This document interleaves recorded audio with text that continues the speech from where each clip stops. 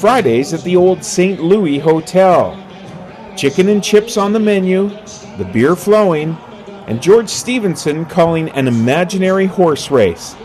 It was a weekly feature known as the East End Petroleum Club. And now, at 88, George Stephenson is back at the races.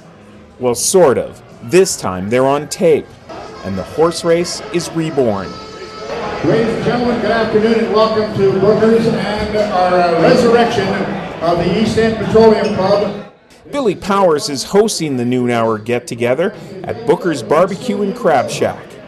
One thing Calgary missing is the East End Petroleum Club, Friday noons, someplace for the people downtown to gather, have a few beers, have something to eat, have some fun, and like George always said, you don't go back to work, because on Fridays you're not allowed to go back to work if you're at the East End Petroleum Club. No, it was a lot of fun. You get all your buddies together and you play a little and just see all your old friends, because it's just a great time to get together.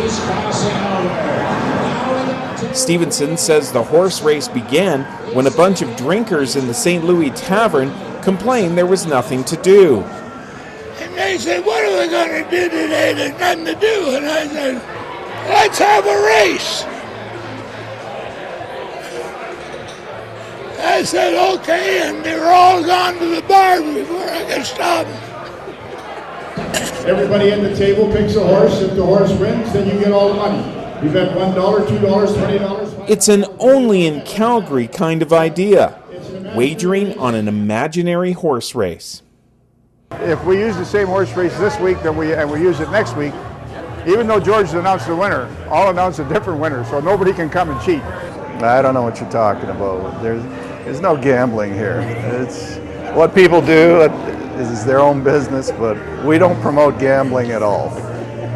Sorry, I forgot about the APLC. Hurtubise likens Booker's to the old St. Louis.